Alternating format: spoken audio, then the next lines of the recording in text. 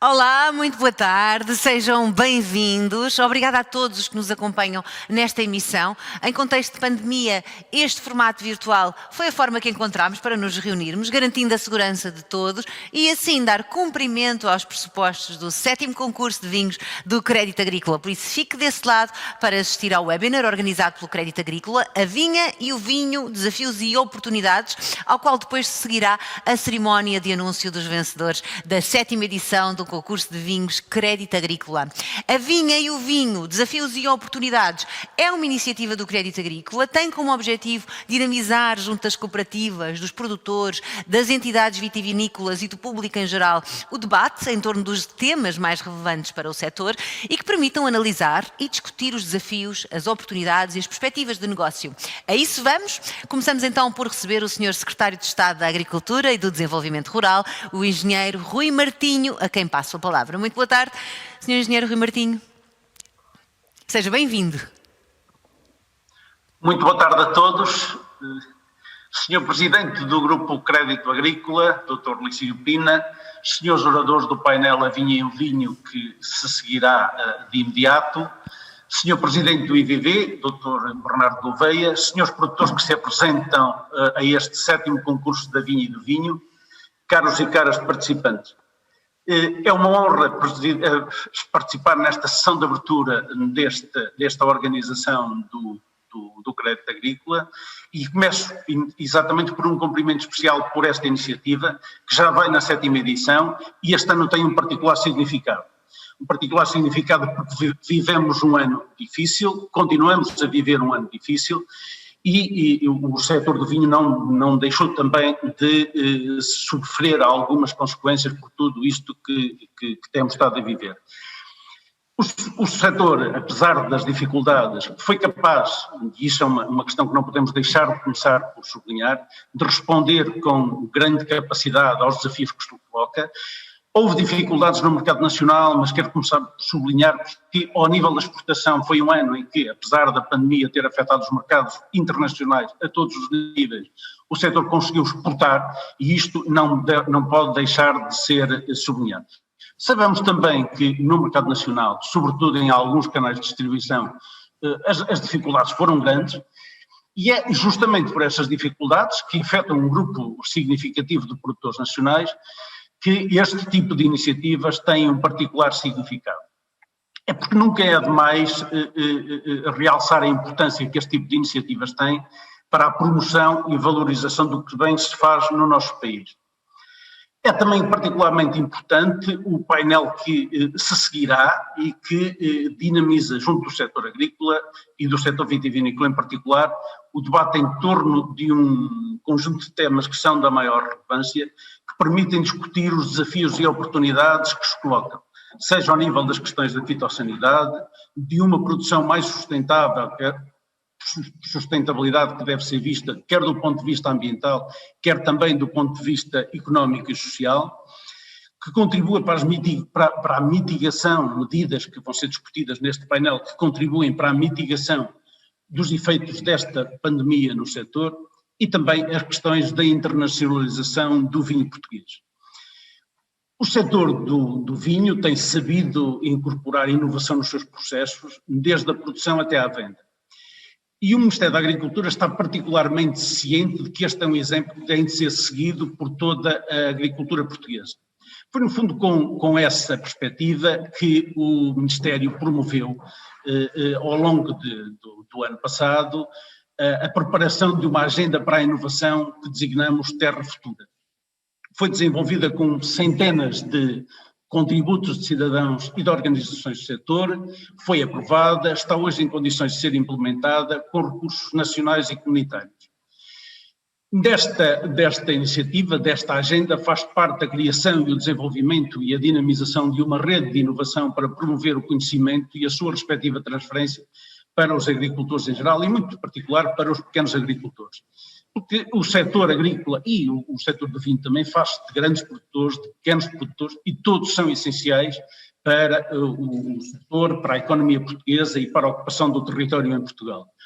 No âmbito desta agenda para a inovação e desta rede de inovação, foram identificados 24 polos que se visam criar uma rede e uma estrutura de proximidade desenvolvida ao longo de todos o território nacional. Dentre estes polos, destaco aqui a apresentação que já teve lugar do polo de Nelas dedicado à vinha e ao vinho, e que articulará com as estruturas de estudo, desenvolvimento e inovação, com as universidades, com os politécnicos, com as interprofissões do setor do vinho, um conjunto de atividades, uma agenda para desenvolver e para valorizar o setor do vinho. É uma agenda que pretendemos naturalmente alinhada com o Pacto Ecológico Europeu e com a estratégia do Prado ao Prato, e faço particularmente referência a este aspecto, porque neste momento presidimos ao Conselho da União Europeia e, portanto, não podia deixar de referir este alinhamento com o que temos vindo a fazer e que o setor do vinho tem vindo a fazer com esta estratégia. E para isto contamos também com meios, nomeadamente no âmbito do plano de recuperação da resiliência, que afetou cerca de 93 milhões de euros a esta agenda e esta iniciativa do Ministério da Agricultura. Mas vivemos tempos difíceis e o Ministério da Agricultura tem procurado implementar todas as medidas possíveis de apoio ao setor, à agricultura e ao setor da vinha em particular. Para além daquilo que são as medidas que estão consignadas no Plano Nacional de Apoio ao Setor Vitivinícola, nomeadamente no âmbito do VITIS, no âmbito da promoção, mas também no âmbito da destilação de subprodutos e dos seguros vitivinícolas, nós tivemos ao longo de 2020 que desenvolver várias medidas que pretendiam responder à situação particular com que fomos confrontados. Foram nesse contexto e ainda também no âmbito do PNAS, do Plano Nacional de Apoio ao Setor Vitivinícola, desenvolvidas medidas de crise no valor de 18 milhões de euros, em particular no apoio à destilação de crise, a que atribuímos 12 milhões de euros, e ao armazenamento de crise, a que atribuímos cerca de 6 milhões de euros. Estas medidas foram executadas o ano passado, até ao final do mês de setembro, com os pagamentos finais até 15 de outubro. Conseguimos concretizá-las em tempo recorde, de uma forma muito rápida, para responder às dificuldades que o setor atravessava, mas para além dessas eu gostava de destacar também o facto de já recentemente termos aberto um novo concurso para o VITIS, que está a decorrer e que recentemente, por via também da situação que vivemos agora, prolongamos o período de candidaturas para até ao final deste mês, um concurso do VITIS no valor de 50 milhões de euros, depois de já o ano passado termos aberto um concurso no valor de 50 milhões de euros, que depois foi aumentado para 70 milhões de euros. É um esforço muito significativo no apoio à modernização da vinha, e esse é um elemento de base para a criação de vinhos de qualidade. Também no âmbito das medidas de apoio à internacionalização, que continuam a ter uma importância decisiva, existem neste momento abertos medidas, concursos para apoio à promoção dos vinhos, quer no mercado europeu, quer em países terceiros. No âmbito destas medidas, foram atribuídos 6 milhões de euros de financiamento comunitário para a promoção de vinhos em países terceiros, onde neste momento, como sabemos, já se inclui também o Reino Unido, e portanto o Reino Unido neste momento é um país terceiro, e portanto enquadra-se já aqui nesta possibilidade de apoio a estas medidas, e que também recentemente foi necessário prolongar estas candidaturas para assegurar que todos os agentes do setor têm condições para se candidatar a estes apoios, que são mais do que nunca absolutamente essenciais. Neste âmbito, e porque estamos nesta sessão em formato digital, novo também, houve também ajustamentos ao nível destas medidas, e começo por destacar que ao nível das medidas de apoio à promoção passou a ser possível enquadrar despesas associadas com o digital e com o online, que até agora poderiam relativamente ser dispensadas e que agora mais do que nunca ganham uma enorme atualidade, e nós consideramos que de facto se abre aqui uma perspectiva nova, E essa perspectiva é essencial para assegurar a consistência daquilo que tem sido o esforço dos agentes do setor, vários agentes privados, de organizações, e como por exemplo a Vini Portugal, que tem tido uma relevância absolutamente decisiva, mas também outros de natureza institucional.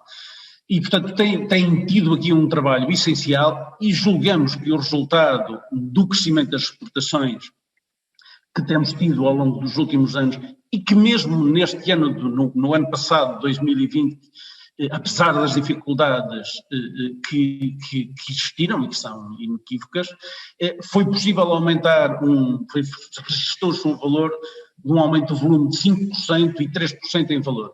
Isto é absolutamente crucial e é extraordinário, tendo em conta que, como já referi no princípio, os efeitos da pandemia se verificaram no mundo inteiro.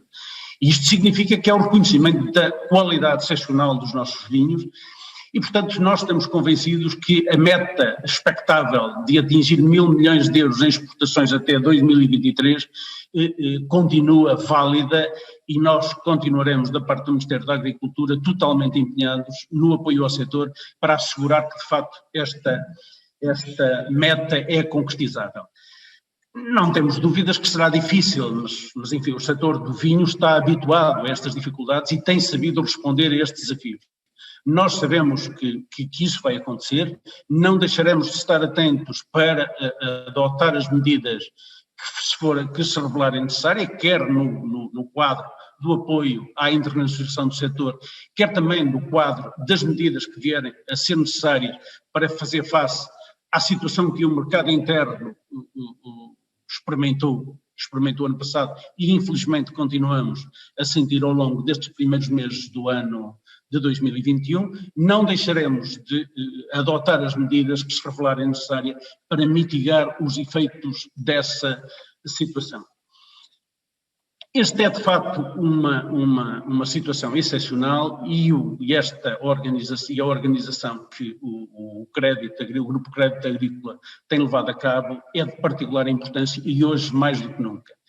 Eu termino agradecendo mais uma vez ao Dr. Licínio Pina, presidente do Grupo Crédito Agrícola, pela iniciativa e pela promoção que o Grupo Crédito Agrícola tem tido neste domínio e tem tido aqui um papel de grande dinamizador no âmbito do setor dos vinhos, como noutras áreas da agricultura portuguesa, mas é de vinho que hoje falamos.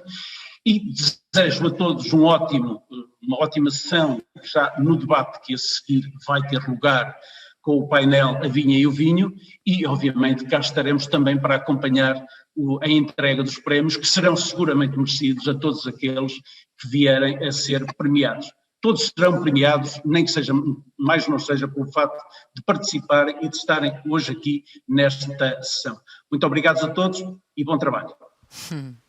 Muito obrigada a nós, Sr. Engenheiro Rui Martinho, por marcar a presença neste evento que é de sobeja importância para o crédito agrícola, o Sr. Secretário de Estado da Agricultura e do Desenvolvimento Rural, que fez questão de estar connosco e marcar esta que foi a 7ª edição do concurso de vinhos do crédito agrícola, um banco que tem de facto, um grupo aliás, estado sempre ao lado, portanto, do setor agrícola e do setor vitivinícola em particular nesta tarde. Ora, para moderar então a sessão, o webinar que se segue, gostaria de dar agora as boas-vindas ao Presidente da Associação das Canções de Portugal, o Sr. José Carlos Santanita. Ora, olá, muito bem-vindos, José Carlos. Desde o ano passado. É verdade, com a devida distância de segurança. Temos de estar mais afastados. Com menos glamour do que nas outras sessões, mas ainda assim com aquilo que é mais importante. Vamos premiar bons vinhos e vamos discutir temas relevantes. Foi um concurso realmente diferente, muito importante. Eu não podia deixar de iniciar esta tarde, que vai ser bastante agradável. Então deixo. Obrigado. É? A partir de agora, eu estou mais rédeas. Mas a partir de agora vamos então para a frente. É bem capaz. Muito obrigada. Até já. Muito obrigado. Vamos ter uma tarde realmente muito interessante no mundo do vinho. Vamos falar com pessoas muito influentes em diferentes áreas. Mas antes de nós iniciarmos esta tarde vínica da vinha e do vinho, eu não podia deixar de agradecer e de falar um pouco daquilo que foi este concurso. Porque foi um concurso diferente pela coragem, diferente pela humildade, diferente pela criatividade E isto é muito importante, agradecer a todos aqueles que fizeram parte desta organização, inclusive a todos aqueles que estão a trabalhar hoje aqui, para que tudo isto seja possível. E nada como iniciar um agradecimento muito especial ao Crédito Agrícola por ter continuado a apostar e ter feito vontade de se realizar este concurso, que eu, na minha opinião, como Presidente dos Canções de Portugal, uma das associações mais antigas deste país, uma das fundadoras da Associação Internacional de Sommelierie, tinha que ter esta postura e nós tínhamos que organizar este concurso, que é fundamental para muitos dos produtores médios e pequenos e maiores, produtores ao nível nacional. E, portanto, o meu agradecimento realmente ao Crédito Agrícola por ter apostado e também à Associação dos Canções de Portugal, que o organizou de forma exemplar. Agradecer à participação dos produtores, agradecer à participação da imprensa, agradecer à participação de todos os profissionais, jornalistas, enólogos que se dirigiram à Associação dos Canções de Portugal para organizar este concurso. Como eu expliquei, vamos ter uma tarde a falar de vinho e vamos ter connosco pessoas muito importantes, influentes neste mundo, começando pela professora Cecília Rego, José Moutinho Pereira, Tiago Sampaio, Dr. Bernardo Oveia. Muito boa tarde a todos, como estão? Boa tarde. Muito obrigada por estarem cá, por estarem aqui, mesmo de forma virtual. É realmente um dia diferente, até para mim, porque é a minha primeira vez, é a primeira vez que eu faço uma palestra a tanta distância, mas é fundamental que assim seja, e de maneira que eu iria pedir individualmente a todos vocês, portanto vamos falar de cada uma das vossas áreas. No final eu tenho aqui uma questão para que todos possamos debater sobre ela, mas iniciava por pedir à Cecília Rego, que é investigadora do Instituto Superior de Agronomia, que me fale de uma das coisas muito importantes na videira, que é as doenças de lenho da videira. Cecília, se quiser iniciar, esteja à vontade. Muito obrigada mais uma vez por estar connosco. Muito obrigada. Eu começo por dar as boas tardes a todos os que estão a ouvir esta sessão e agradecer o convite para a participação numa sessão tão interessante. A minha apresentação vai ser sobre doenças do lenho da videira. As doenças do lenho da videira já existem em Portugal e no mundo há bastantes anos, mas nos últimos 20 anos adquiriram uma importância relevante porque começaram a surgir em vinhas muito jovens. A minha apresentação está dividida em 5 partes. A primeira parte vou fazer mais uma espécie de uma apresentação das doenças do lenho, depois a distribuição das doenças do lenho a nível europeu e em Portugal, depois abordarei e poderão observar alguns sintomas da doença, depois uma breve apreciação do ciclo de vida destas doenças e, finalmente, de proteção das doenças do lenho. Ora bem, começando pela distribuição das doenças do lenho, nós podemos verificar neste gráfico que as doenças do lenho já representam hoje em dia, a nível europeu, 12% das doenças que atacam a videira. Embora esteja ainda abaixo do míldio e do oídio, já está ao nível da podridão cinzenta. E quais são as designações, os nomes vulgares que são dados às doenças do lenho da videira? Ora bem, nós temos a doença de Petri, o pé negro da videira, a botriosferiose, a esca e a eutipiose. A título de exemplo, este gráfico mostra-nos a distribuição das doenças do lenho por algumas das regiões vitícolas a nível nacional. Temos aqui os vinhos verdes, o Douro, o Dão e o Alentejo. E podemos observar que, por exemplo, no caso da botriosferiose, ela está presente em todas as regiões e em percentagens bastante elevadas. Depois temos o pé negro e a doença de Petri, que volta a estar presente em todas as regiões, embora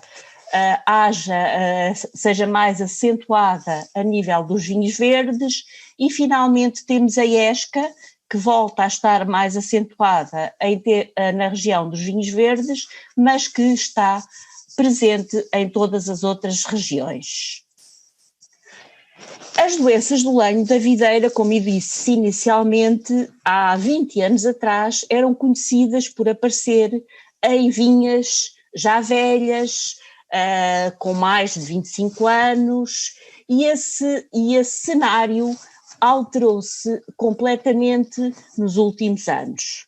As doenças do lenho da videira começaram a aparecer em plantações muito jovens, muitas vezes mesmo no ano da plantação, e o que se sabe hoje em dia é que as doenças do lenho podem ser provenientes de plantas que vêm infectadas dos viveiros vitícolas.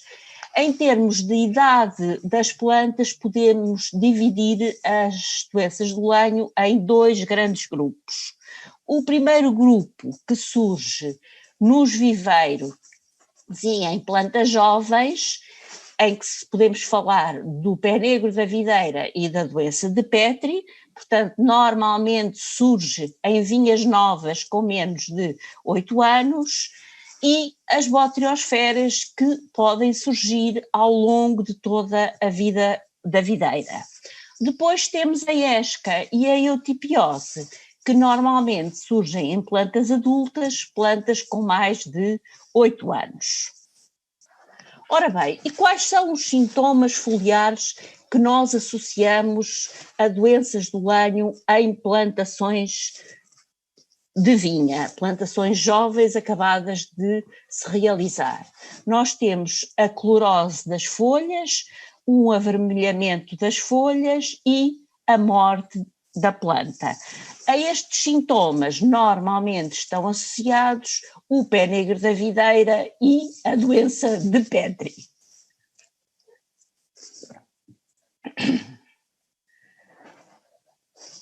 O que é que este tipo de sintomas e estas situações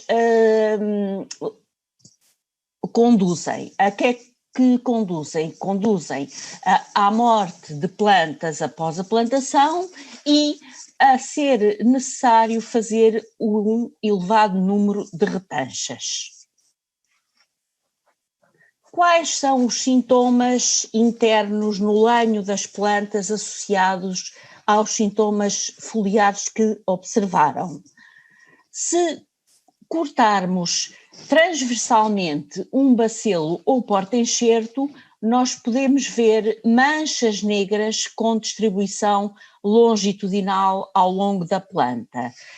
Do lado direito temos um corte de transversal e podemos observar de pontuações negras no lenho. Aqui temos uma raiz de um porta-enxerto com necrose ao nível das raízes. E aqui temos um corte de um enxerto pronto ao nível da enxertia e podemos observar estas necroses no lenho, que correspondem a estas zonas acastanhadas, que são tecidos mortos.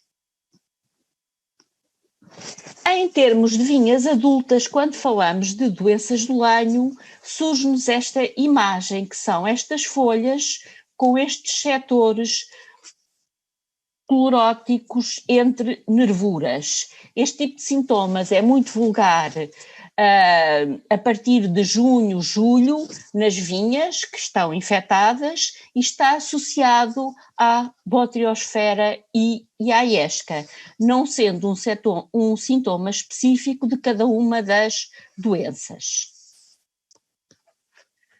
Muitas vezes não surgem só aquelas manchas nas folhas, mas acontece o que é designado por apoplexia, que é a morte repentina, a morte súbita da videira.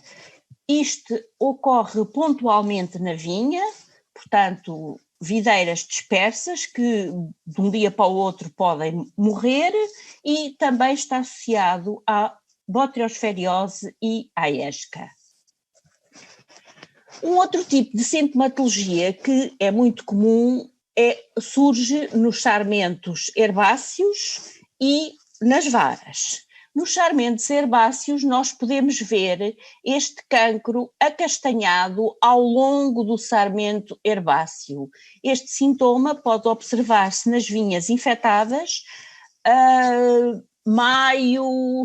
início de maio, junho. As varas afetadas, os sarmentos afetados apresentam estas manchas acastanhadas. Este sintoma está associado à botriosferiose.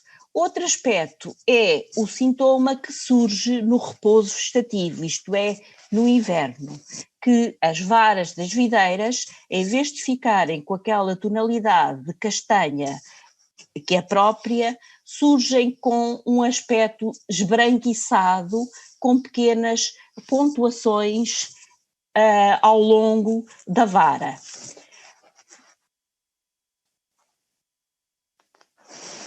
Um outro sintoma associado às doenças do lanho, e neste caso à eutipiose, são estes lançamentos com dimensões reduzidas, portanto entre nós curtos, e folhas de dimensão menor do que é habitual.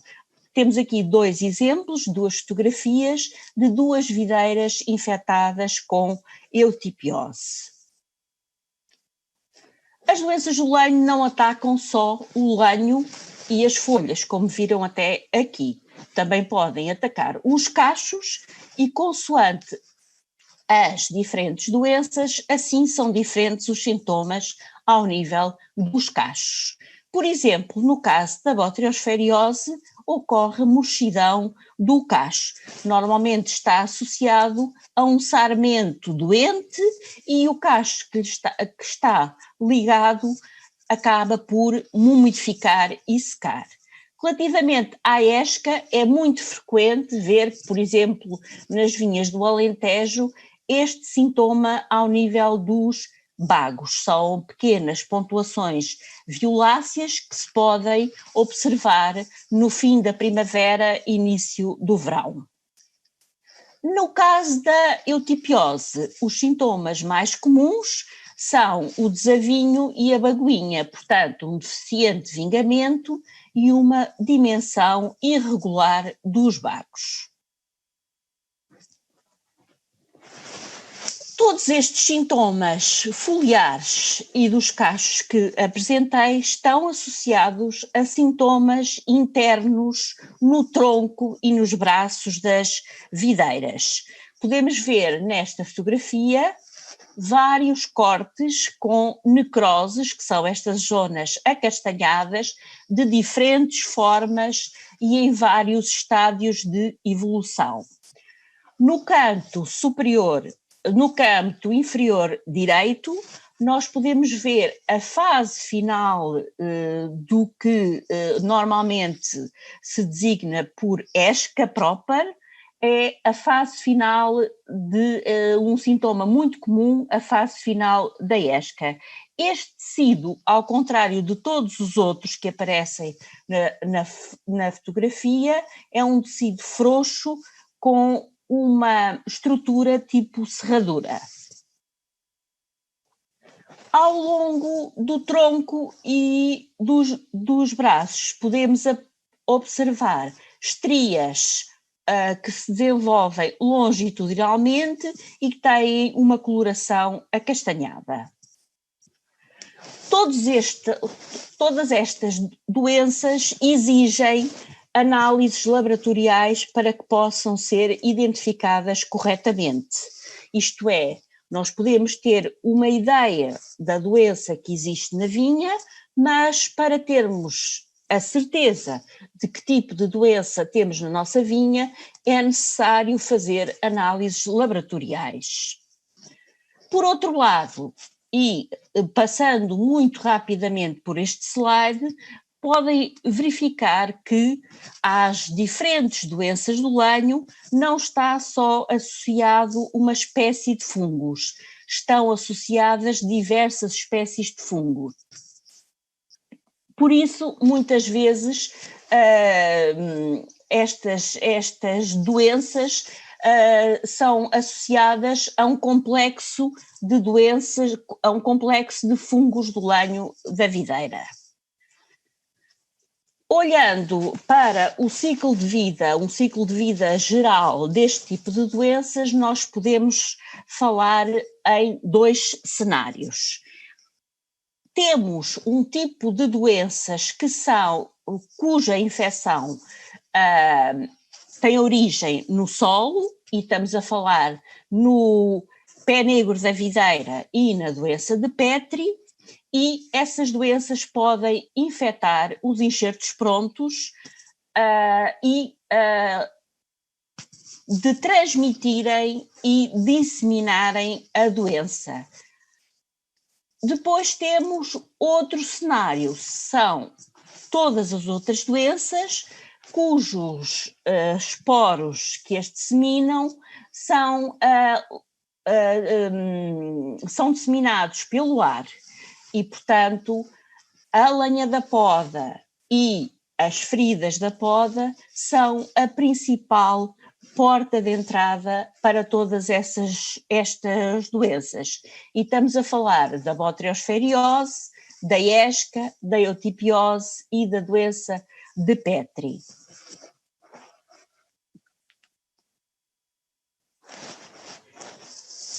Estas doenças já estão a ser estudadas há bastante tempo e a sua resolução tem-se revelado bastante difícil. E porquê?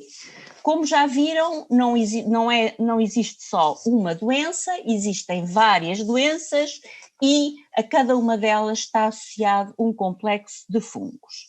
Depois são doenças crónicas, portanto, doenças que se mantêm nas plantas infectadas.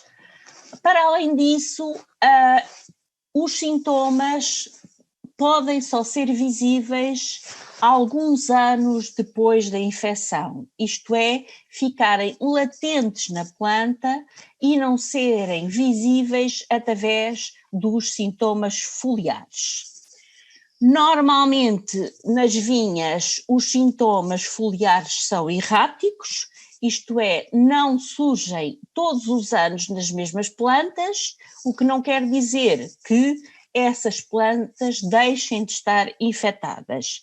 E, finalmente, para todas estas doenças não existe uma única estratégia de proteção. É preciso atuar a vários níveis e de forma preventiva. Portanto, vamos passar para a parte final da minha apresentação, que incide sobre a proteção das doenças do lenho. E tenho aqui 3 pontos que são da maior importância: as boas práticas culturais no viveiro, as boas práticas culturais na vinha e a proteção das feridas de poda. Começando pelo viveiro, e grande parte, como já disse, destas doenças são disseminadas através da troca de materiais de propagação vegetativa. É muito importante que se sigam boas práticas culturais no viveiro.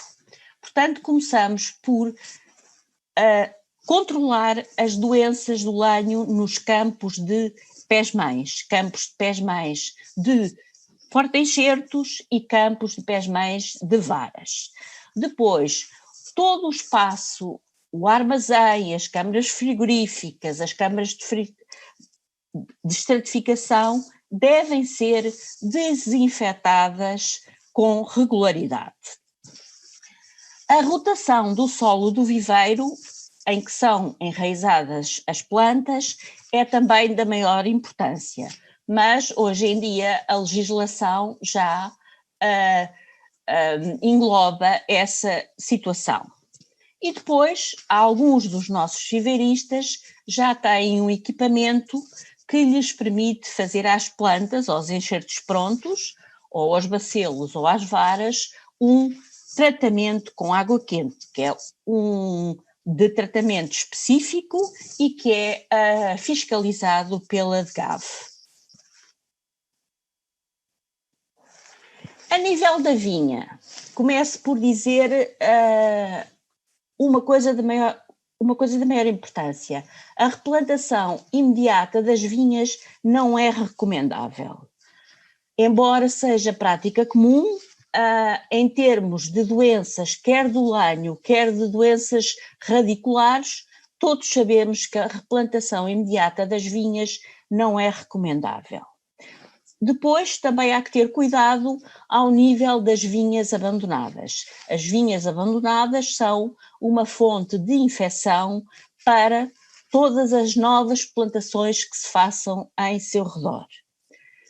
O viticultor deve ter em atenção, quando escolhe a parcela, o clima, o solo e a localização, pois estes fatores devem favorecer o crescimento das videiras. Deve conhecer a história da parcela e deve fazer as análises adequadas. Se eventualmente houve outras culturas antes da vinha, quer seja pomares, todos os materiais que estavam de madeira nesse espaço, nesse solo, devem ser retirados da melhor forma possível para que não fiquem infecções no solo. E, finalmente, devem instalar um bom sistema de drenagem, quando necessário. Antes da plantação, é aconselhável que o viticultor, quando recebe as plantas do viveiro, faça uma amostragem de plantas e proceda a análises microbiológicas. O viticultor também deve escolher um sistema de condução que assegure o fluxo da seiva ao longo dos anos e não interrompa o fluxo da seiva. A fertilização e a rega devem ser equilibradas, se possível fazer um enrelvamento seletivo, portanto semeado, e em termos de poda, um dos períodos mais importantes e em que ocorre a infecção de doenças do lenho, devemos ter em atenção que só devemos podar com tempo seco, porque os salpicos da chuva ajudam a disseminação e infecção das feridas de poda. Deve-se reduzir o número e a dimensão das feridas, pode-se fazer poda dupla se for adequado, eliminar ramos e plantas mortas e todo este material doente deve ser queimado ou, melhor ainda, deve-se proceder à sua compostagem da lenha de poda e da madeira infectada. Anualmente, tal como se fazem tratamentos para o míldio e para o ídio e eventualmente para a brotites, deve-se proceder à proteção das feridas da poda. Portanto, resumindo e concluindo, as boas práticas culturais no viveiro são essenciais para que não haja disseminação das doenças do lenho através da troca de materiais de propagação vegetativa. Devem-se seguir boas práticas culturais na instalação das vinhas novas. Devem-se seguir boas práticas culturais ao longo da vida da vinha e, finalmente, deve-se fazer de proteção, de preventiva das doenças do lenho da videira através da desinfecção das feridas de poda. Neste momento existem no mercado vários produtos, uns biológicos, outros de síntese, destinados de proteção das feridas da poda.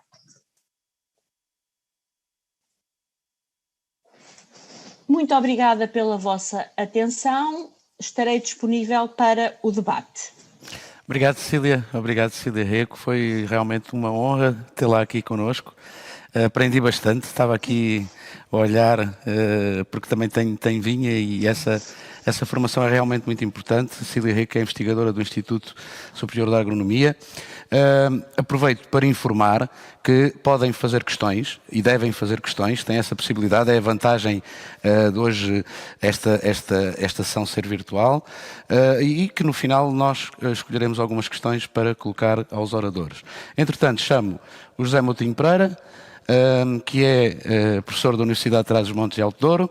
Boa tarde, como está, José, tudo bem? Um homem que tem centenas e centenas de publicações. Ui! Eu estive a ler um pouco ontem sobre o seu trabalho e fiquei boquiaberto no bom sentido.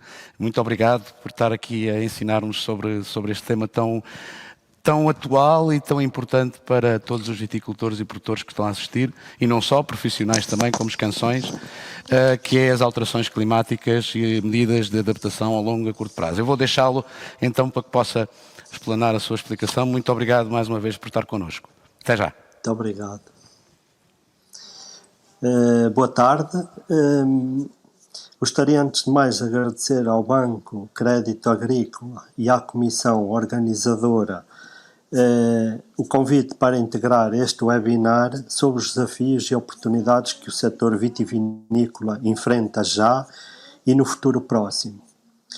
Na parte que me diz respeito, gostaria aqui de realçar quais as medidas de adaptação que poderão ser equacionadas face à mudança climática que está em curso no presente século e que ameaça a sustentabilidade económica, social e ambiental deste setor tão importante para o nosso país.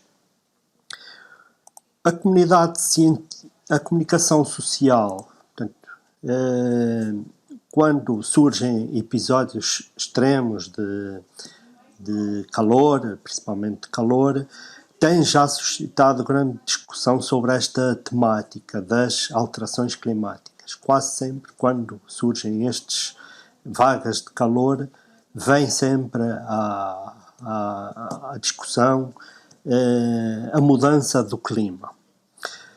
A comunidade científica tem-se focado muito na discussão sobre as causas e os impactos das alterações climáticas.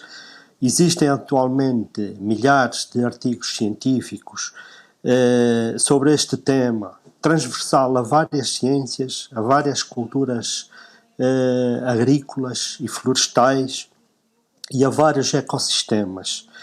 Alguma comunicação social, como temos aqui este exemplo, tem feito eco desses estudos para a sociedade, que é muito importante que todos os estudos que são feitos cheguem ao setor e à sociedade em geral. Como é do conhecimento geral, as principais regiões vitícolas do nosso país têm um clima tipicamente mediterrâneo, caracterizado por um verão quente e seco durante grande parte do ciclo vegetativo da videira. Curiosamente, nas principais regiões vitícolas a nível mundial, pelo menos as mais antigas, têm um clima idêntico. Como se exemplifica nestas apresentações, regiões vitícolas estas que estão praticamente à mesma latitude, norte ou sul.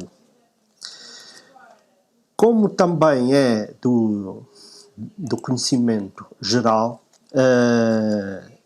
o IPCC, um painel das Nações Unidas, tem publicado diversos relatórios onde se perspectiva o clima até ao fim do século XXI. Usam modelos cujo principal fator de variação é o incremento de CO2, portanto, vários cenários, uns mais otimistas, outros mais pessimistas, e com base nesses cenários desenha-se qual será o incremento da temperatura global. Portanto, qual será o aquecimento global. Como vemos aqui, o aumento da temperatura pode chegar aos cerca de 5 graus centígrados, o que, a nível global, este cenário é para todos nós. Relativamente ao nosso país, a viticultura tem usado índices específicos, como o índice heliotérmico, aqui baseado nas temperaturas médias e máximas. Portanto, o que temos agora e o que se perspectiva desde 2041 até 2070, portanto, isto é de trabalhos publicados de investigadores aqui da Universidade de Trás-os-Montes e Alto Douro. Nós vemos que perspectiva-se um aquecimento significativo em todas as regiões vitícolas, particularmente no sul. A aptidão vitícola poderá ser comprometida. Em relação à secura, o índice de secura também perspectiva com base na precipitação, o que é que poderá acontecer, e vemos que há um agravamento geral, portanto, mais escura em todo o território. Mais uma vez, pronto, aqui a região de Margado do Douro não está, devido ao seu tamanho, não está muito salientado, mas no sul do país vemos aqui seca severa que poderá comprometer a sustentabilidade da vinha. No caso da região do Douro, especificamente, vemos aqui que as vinhas de menor altitude, e no Douro Superior é onde já temos valores críticos de temperatura, mas num futuro, daqui a 20 anos, vemos que todo o território da região demarcada do Douro poderá ficar com temperaturas muito, muito elevadas. A região do Douro Superior, a sub-região do Douro Superior, neste momento, estou convencido que, se não fosse a rega, muitas parcelas já não seriam viáveis já não teriam aptidão para a viticultura. O mesmo acontecerá em relação à precipitação. Portanto, o Douro Superior, aqui já com uma aridez bastante acentuada, e as perspectivas é de um agravamento dessa secura e alargada já para o Cimacorvo e, em especial, nas vinhas de menor altitude.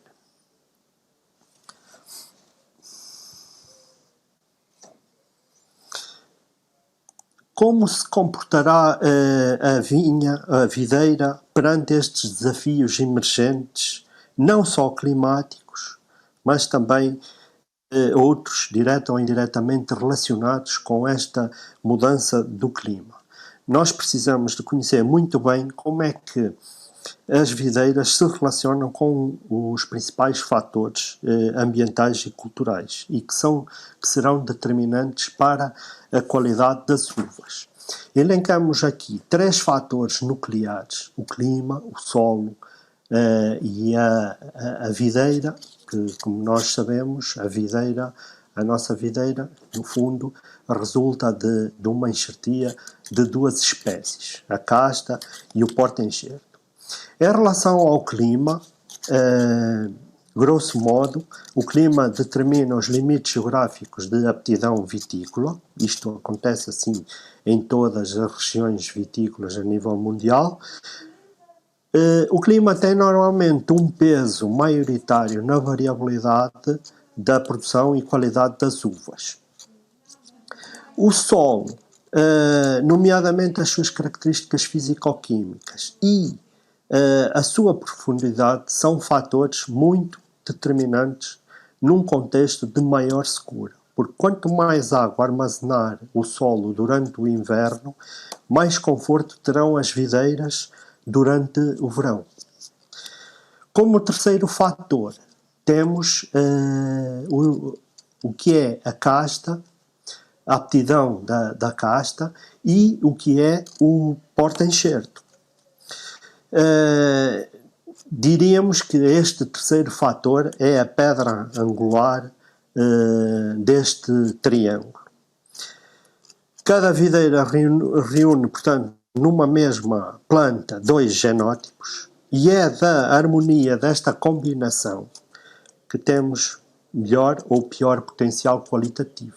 Portanto, isto é do conhecimento geral de todos os técnicos, todos os viticultores. Portanto, escolher a melhor casta, o melhor porta-enxerto consoante o solo, consoante a exposição, etc., etc., é um fator extremamente importante.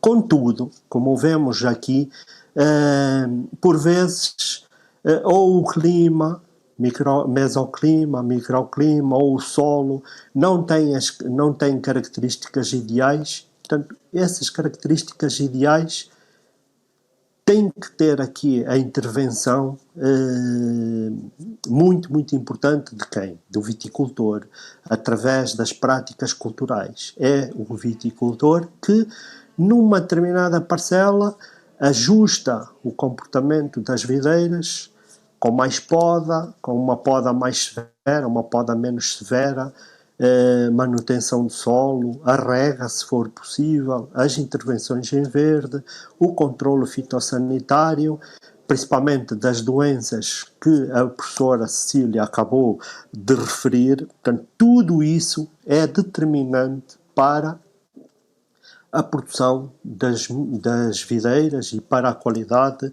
das uvas. O domínio integral de tudo isto é um aspecto decisivo. Portanto, se nós queremos desenvolver qualquer mudança, qualquer medida de adaptação, nós temos que dominar todos estes conhecimentos, desde o clima, ao solo, às plantas, à fisiologia das plantas e aos próprios enólogos.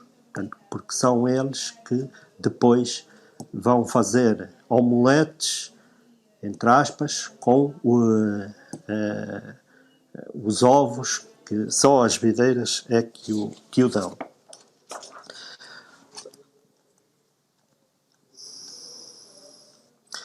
Objetivamente, portanto, aqui nesta apresentação,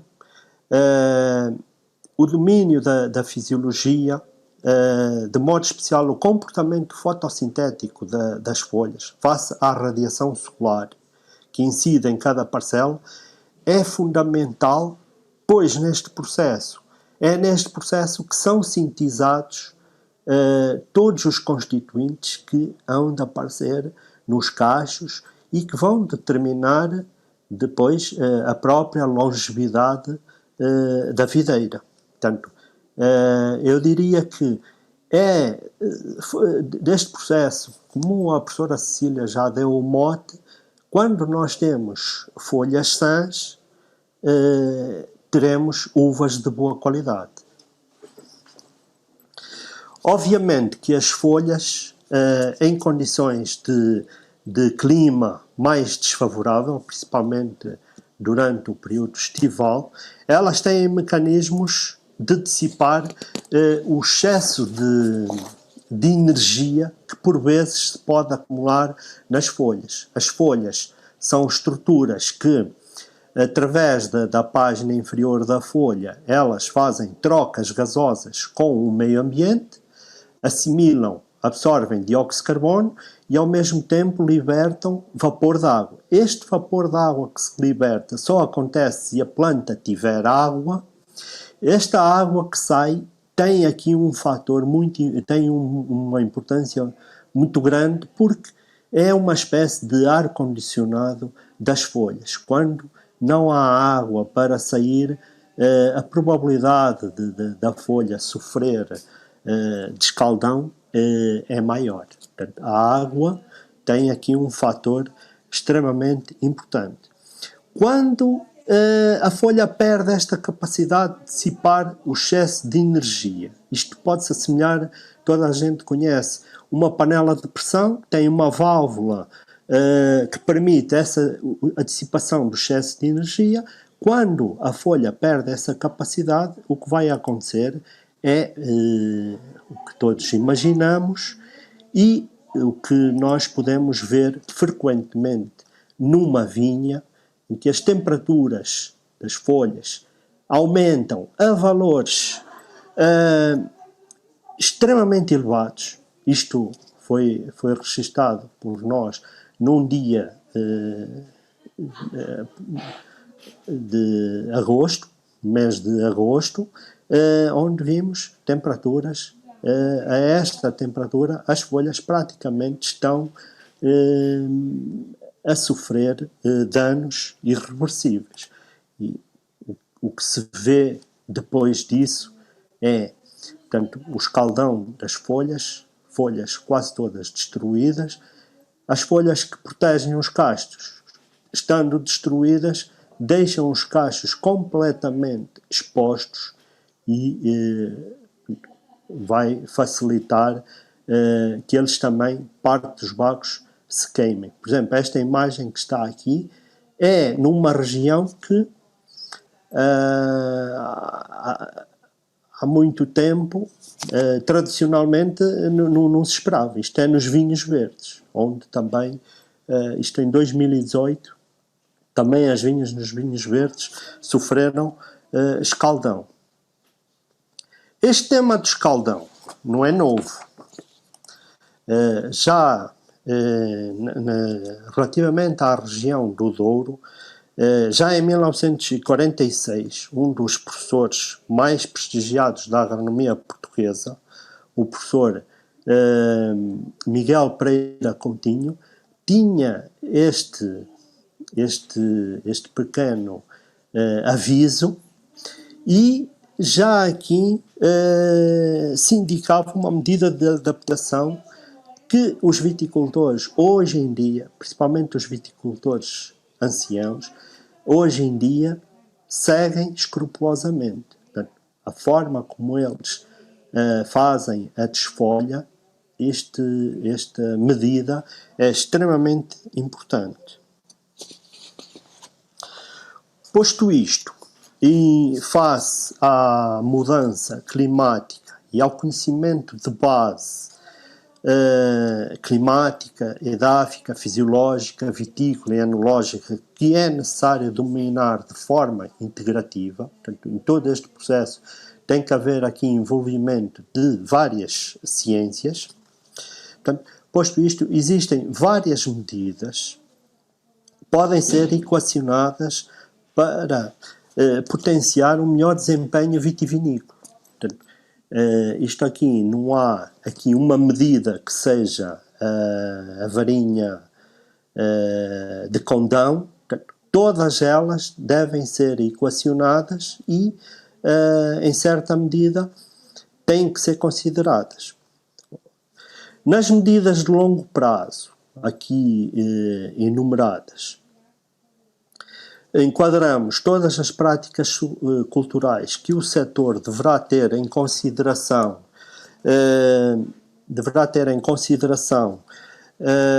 antes e durante a plantação de uma nova vinha. Nas medidas de curto prazo, são aquelas medidas em que o viticultor poderá rapidamente implementá-las mesmo já no decurso do ciclo vegetativo. Entre todas estas medidas, queria realçar, não é impossível falar delas todas, exemplificar, dar exemplos delas todas, vou apenas dar exemplos daquelas que me parecem mais importantes. Por exemplo, esta imagem fantástica do Douro, sobre a preparação do solo, a preparação do terreno para se plantar uma vinha. Portanto, No caso do Douro, esta medida é provavelmente a medida mais sublime que os dourienses foram capazes de implementar e que tanto tem inspirado poetas como Miguel Torga e aqui o Aquilino Ribeiro com esta pequenina frase. O Douro Património Mundial da Humanidade desde 2001 não seria o que hoje é sem a ação ancestral destes homens com ferro bacelar e paz fizeram estas vinhas que nós hoje reconhecemos. Atualmente, a força de braços deu lugar à força motriz de bulldozers potentes que tornam o solo mais profundo e, como disse atrás, um solo mais profundo tem mais possibilidades de armazenar mais água durante o inverno para a videira durante o verão a ter disponível. Outra medida extremamente importante diz respeito ao conhecimento aprofundado que nós temos que ter sobre as castas, sobre o nosso património ampelográfico. Como sabem, Portugal tem registadas 323 castas, urge estudá-las em diferentes ambientes edafoclimáticos para as usar como deve ser. Felizmente, 2 empresas privadas, uma no Douro, a Ciminto, e a Herdade do Esporão, no Alentejo, criaram 2 campos com várias castas nacionais e estrangeiras, onde, lado a lado, nós podemos comparar o desempenho das respectivas castas. Portanto, estes 2 exemplos é notável e será extremamente importante para a viticultura nacional, este exemplo que eu dou aqui. Como medida de curto prazo, queria realçar a gestão e a cobertura do solo. O alcance desta medida é incomensurável, sobretudo nas regiões com relevo acentuado. Esta medida, quando bem gerida, permite minimizar a erosão do solo. Toda a gente sabe de que cor fica a água do Rio Douro após chuvadas torrenciais. Portanto, a cobertura do solo facilita a infiltração de água, favorece a fixação de nutrientes, principalmente de azoto, quando a cobertura é dominada por leguminosas. E tem um efeito extraordinário na redução da evapotranspiração durante o verão, caso já esteja destroçada no início do verão e forma assim um moles de manta morta que impede que o solo, que a temperatura do solo aumente. Temos, portanto, aqui foi um projeto que nós tivemos em parceria com a Quinta do Valado, onde o objetivo foi precisamente estudar isto. Por último, gostaria de destacar também as virtudes e potencialidades da aplicação foliar de substâncias com efeito refletor nas folhas, como por exemplo a cal da bordaleza, o carbonato de cálcio ou o caulino. Portanto, substâncias que estão disponíveis no mercado. Existem outras substâncias, estas estão disponíveis no mercado.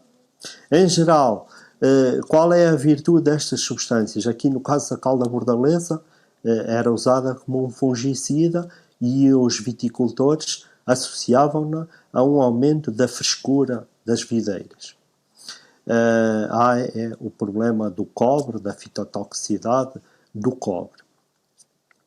Em geral, portanto, estas substâncias, o efeito destas substâncias é a redução da carga energética que atinge as folhas mais expostas no período estival.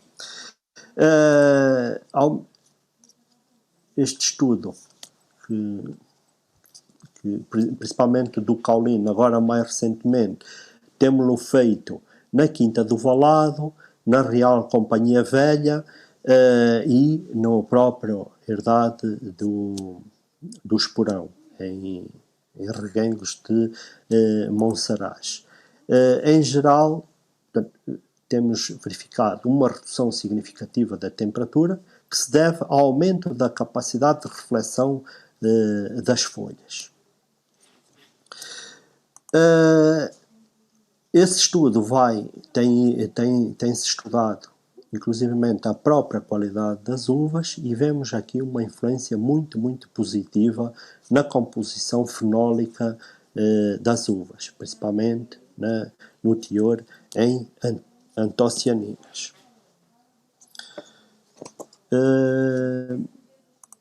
Resta-me agradecer aos vários projetos, às diferentes empresas que nos têm facilitado estes estudos em vinhas comerciais. Muito obrigado pela vossa atenção. Muito obrigado, José. Muito obrigado. Foi realmente uma honra e um prazer estar a ouvi-lo. Eu até aproveito para convidar todos os que não estão aqui, estão em casa, a levantar e a saborear uma taça de vinho, porque é uma tarde vínica e naturalmente todos devem estar com uma taça de vinho na mão e a ouvir estes oradores com estes temas realmente magníficos. Eu vou então convidar o Tiago Sampaio, que é fundador da Folias de Baco, para se juntar a nós. Olá, Tiago, estás bom? Tudo bem, obrigado. Contigo. Então eu pedia-te, e mais uma vez agradecendo, e informando, não esquecer que podem enviar perguntas para que depois cada um dos nossos convidados possa respondê-las e aproveitem porque é uma oportunidade única para isso. Tiago, como temos tempo marcado, naturalmente temos que acelerar porque deve estar toda a gente ansiosa para receber os prémios. Eu pedia-te então que iniciasses. E obrigado. É o fundador da Folias de Baco. Muito obrigado por estares connosco mais uma vez. Obrigado, queria desde já agradecer o convite e agradecer à presença de todos aqueles que estão a ver neste momento.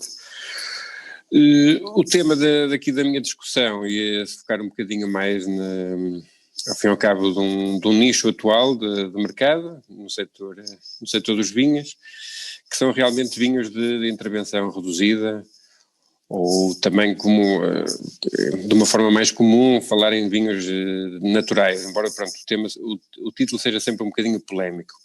O que é que se pretende ao fim e ao cabo com este tipo de vinhos? Pretende-se de alguma maneira responder a alguma procura do mercado, não é? Que está realmente à procura de produtos um pouco mais autênticos, ou seja, que acabem por refletir o terroir das vinhas, onde que dão origem a esses vinhos, e também de alguma maneira a questão mesmo da própria sustentabilidade ambiental e também da própria questões de saúde, ou seja, estamos a falar em vinhos de alguma maneira onde se pretende reduzir a intervenção humana, não é, a nível de adições ou de manipulações, que podem ser não é, químicas ou físicas, ou seja, hoje em dia estão disponíveis no mercado imensos produtos enológicos que estão ao dispor de cada enólogo para adicionar aos vinhos, dentro, claro, são produtos regulamentados, têm quantidades à partida que têm limites impostos, de qualquer maneira, não é? Realmente não se sabe efetivamente a longo prazo qual é o papel desses componentes que podem ter na saúde humana. Pretende-se também, não é, que realmente esses vinhos de alguma maneira reflitam o terroir, ou seja, não adicionando produtos que alterem radicalmente o perfil dos vinhos, pretendemos ter ao fim e ao cabo um produto mais autêntico, mais original. O que é que estamos a falar, ao fim e ao cabo, não é? Estas definições são muito abrangentes, não é? Podemos falar numa gama, ao fim e ao cabo, mais restrita, em que realmente não há qualquer adição de qualquer produto, ao fim e ao cabo, de síntese ou de algum produto que não tenha origem nas uvas. Ou então podemos ter, lá está, adições muito reduzidas, como na questão dos sulfitos, não é? Uma pequena adição pode, de alguma maneira, ajudar na conservação do vinho, mas que não seja, ao fim e ao cabo, nocivo a nível de saúde. Isto realmente, acho que posso dizer que realmente é um nicho de mercado, porque embora haja mercados que estejam, de alguma maneira, à procura deste tipo de produtos, eu diria que isto representa, sei lá, no nível do mercado mundial, hoje em dia, que se representar 2, 3% será o máximo, não é? Ou seja, é realmente um nicho de mercado. À partida, tudo aponta que possa ter algum crescimento, não é? E por isso, e até mesmo posso dizer a nível lá está, do meu exemplo pessoal, não é? Da Felias de Baco, ou seja, sou um produtor deste tipo de vinhos, com intervenção reduzida, acabamos por ter, mesmo num cenário de pandemia, acabamos por ter uma maior procura dos nossos produtos. Pode ser, lá está, pode ser devido ao acaso, ou pode ser realmente, lá está, devido às pessoas terem tomado alguma mais consciência do tipo de alimentação que estavam a fazer, de forma a promover, ao fim e ao cabo, um pouco a saúde. O que é que, lá está, com a minha experiência pessoal, o que é que nós acabamos por fazer? Embora tenha vinhos que realmente não têm nem adição de sulfitos, com sulfito de teor zero, a maioria dos vinhos que eu produzo acabam por ter quantidades pequeninas, não é? Por exemplo, a nível de sulfitos, a dose regulamentada, hoje em dia a nível da União Europeia e para a maioria dos mercados mundiais, por exemplo, a nível dos vinhos tintos, estamos a falar de 150 mg por litro. Consigo produzir vinhos absolutamente corretos, sem desvio de organoléticos e com teores baixos, na ordem dos 20 mg, 30 mg de sulfitos. Por isso estamos a falar de uma redução bastante significativa. Claro que isto tudo acaba por implicar, ao fim e ao cabo, muito mais trabalho na adega, muito maior conhecimento das uvas com que se trabalha. Neste caso, as uvas acabam por ser de origem nas nossas próprias parcelas, por isso realmente temos um controlo muito mais completo. Claro que quem recorre à compra de uvas acaba por estar um bocadinho mais exposto, porque não há um controlo absoluto de tudo aquilo que foi aplicado na vinha, que também pode de alguma maneira interferir depois no processo de vinificação. A nível também de processos, o que tentamos realmente é não intervir muito, acabamos por optar por não filtrar os vinhos. Temos alguns vinhos até com alguma turbidez, porque realmente a clarificação não é forçada, não adicionamos colas, não fazemos uma filtração e realmente no final do processo de vinificação podemos ter vinhos ainda com alguma turbidez, o que, lá está, para alguns consumidores pode ser até um sinal de um defeito. Lá está, outro tipo de consumidores até aprecia de alguma maneira que o vinho seja um bocadinho turbo, porque de alguma maneira dá-lhe um sentimento de alguma confiança nesse produto. Também a nível de adega, não é? Nós hoje em dia temos disponíveis, por exemplo, micro-organismos selecionados pelo homem, tanto a nível de leveduras ou bactérias láticas, que são adicionadas de forma a controlar o processo de vinificação. Neste caso de vinhos com reduzida intervenção, optamos por fazer um processo fermentativo, ao fim e ao cabo, com as estirpes que já existem, tanto na adega como no próprio fruto. Falamos lá está, em leveduras que já vêm com as uvas e bactérias, e apenas tentamos controlar o processo, por exemplo, fazendo uma técnica muito antiga, que era feita como, por exemplo, a realização de um pé de cuba, em que alguns dias antes do início da vindima fazemos uma pequena colheita, e fazemos realmente uma pequena fermentação que depois acabamos por multiplicar e adicionar às outras leveduras que chegam uns dias mais tarde. Isto era um processo que realmente vinha um pouco desenvolvido em literaturas mais antigas, antes realmente de haver este processo de seleção por parte do Ormen de estirpes selecionadas, que também, lá está, estas estirpes foram selecionadas com o intuito de, ao fim e ao cabo, modelar um pouco os vinhos, não é? Com a produção de algum tipo de aromas ou com, por exemplo, a minimizar a retenção de cor ou produzir mais alguns componentes que dão mais volume de boca. Tudo isto, pronto, pode de alguma maneira acabar por interferir na expressão do terroir. Há uma questão de base, não é? Por exemplo, no meu caso, que acho que realmente era importante as denominações de origem começarem a ficar atentas a este tipo de produtos. Porquê? Porque eu, no meu caso concreto, a Folias de Baco, nós estamos na região do Douro, e acabamos por optar por desclassificar os vinhos todos para vinhos de mesa. Porquê? Porque realmente grande parte dos vinhos que produzíamos acabavam por não encaixar nas normas da denominação de origem de Douro. Por exemplo, logo desde já a questão da turbidez, não é? Na denominação de origem de Douro é absolutamente essencial que o vinho esteja perfeitamente límpido para ser classificado como DOC Douro.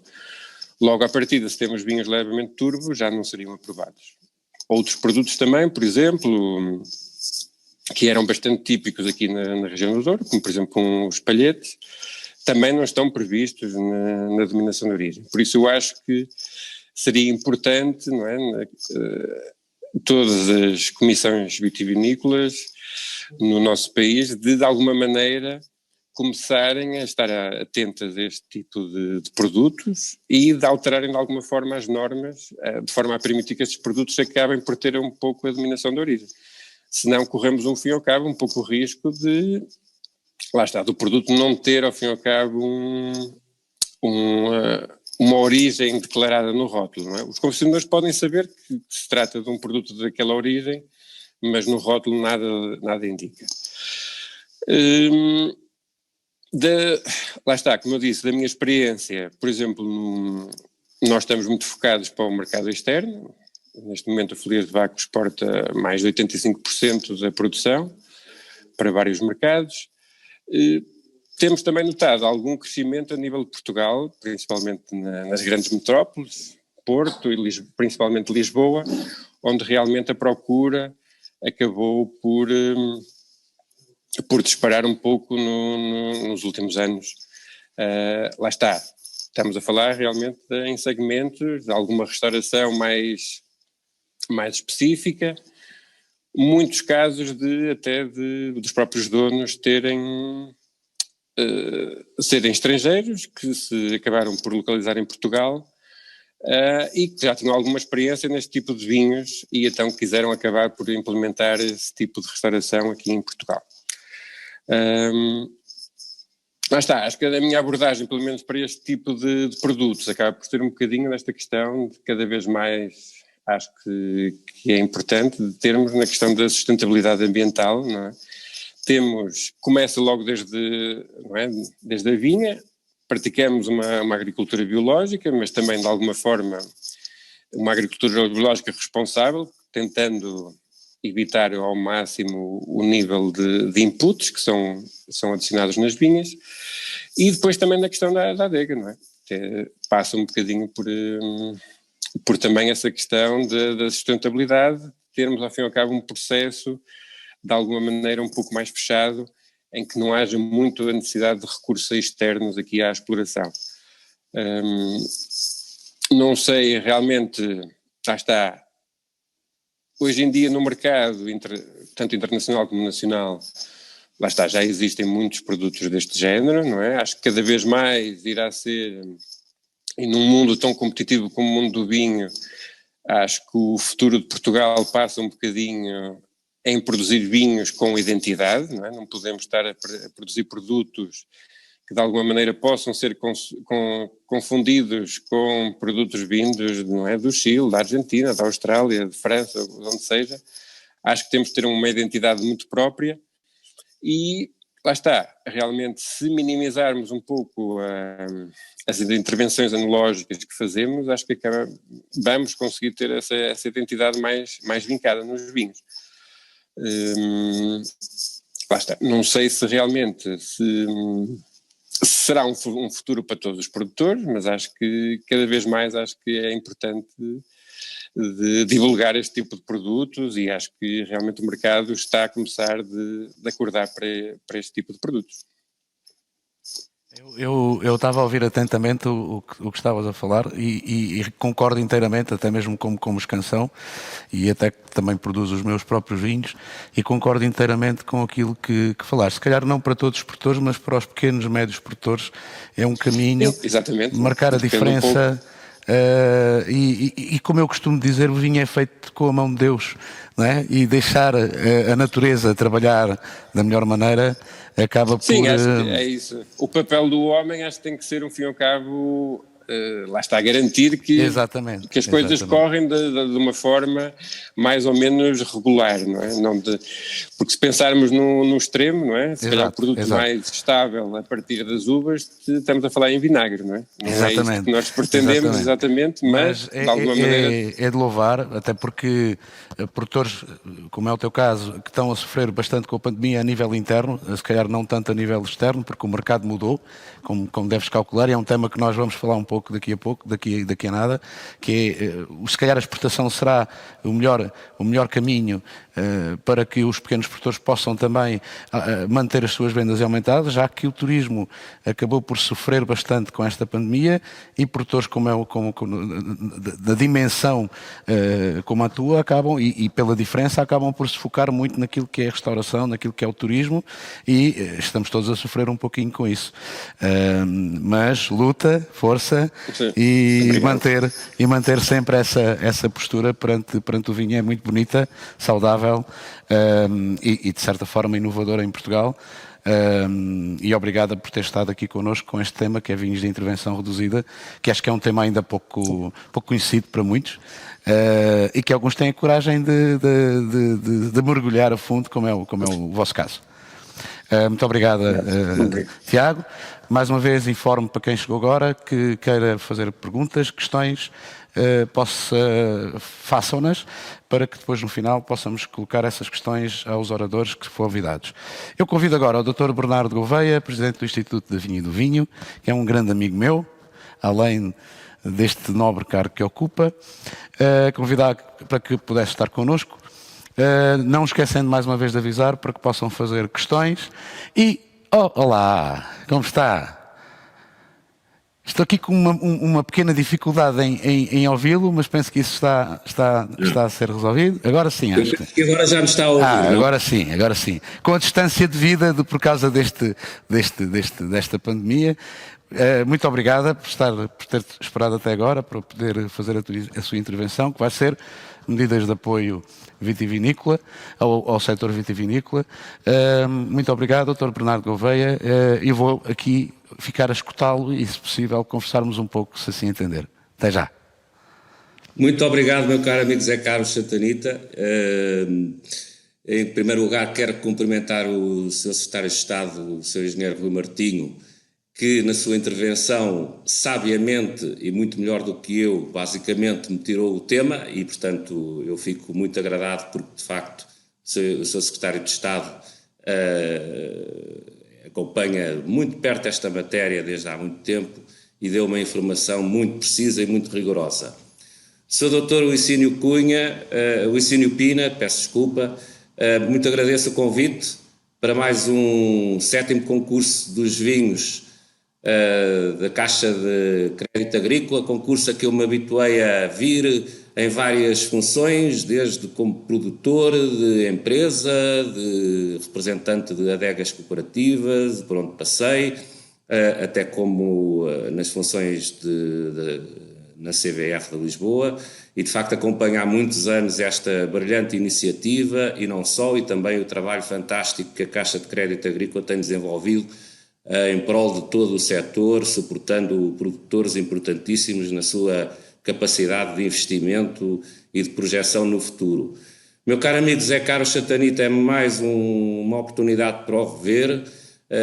Os meus parabéns também pela iniciativa e à Associação das Canções, que eu me habituei a desde há muitos anos, desde que eu comecei a minha vida no vinho, que no tempo do Sou Ferramentas, das cursos de canção, habituei-me a seguir e sempre acompanhando muito de perto a vossa atividade e trago-vos sempre, enquanto estiver no setor do vinho, e há de ser até ao fim dos meus dias profissionais, espero eu, no coração. Também queria cumprimentar a Silvia Alberto, que também é uma presença marcante nesta iniciativa, que já não faz sentido se não for apresentado pela Sílvia, e irei fazer uma apresentação o mais breve possível, pois que hoje é o dia dos premiados e eu sei o que é a expectativa de ter um prémio bastante prestigiado desta cerimónia e, portanto, não quero tirar de nenhuma forma a expectativa. Iria só dar aqui algum comentário relativamente ao momento que nós vivemos, que é um momento, de facto, muito complicado, muito complexo, perspectivando no setor do vinho, a sua complexidade vai ao ponto de haver aqui várias circunstâncias que são completamente opostas, para falar de algumas. Por exemplo, a nível dos mercados, temos uma situação muito negativa no mercado nacional e uma situação positiva, como salientou o Sr. Secretário de Estado, na exportação, fruto do trabalho fantástico que todos os operadores e todas as adegas cooperativas têm feito. Mesmo no mercado nacional, há uma situação também ambivalente, de um ponto de vista da Horeca e da hotelaria, o mercado completamente fechado, que levou basicamente a uma quebra no nosso mercado de 50%, e no mercado do retalho, nos hipers e supers, nota-se, pelo contrário, algum crescimento. Portanto, há aqui também uma enorme ambivalência. Depois, ao nível dos agentes económicos, nós sabemos que somos um setor muito fragmentado, com muitas pequenas e médias empresas, e isso não é uma fraqueza, é uma força, porque é aí que reside a nossa capacidade de oferecer vinhos diferenciados e vinhos diversificados, e é aí que está a nossa força. Ora, por outro lado, temos também empresas de referência a nível mundial e europeu, que são importantíssimas e que até muitas delas são multirregionais.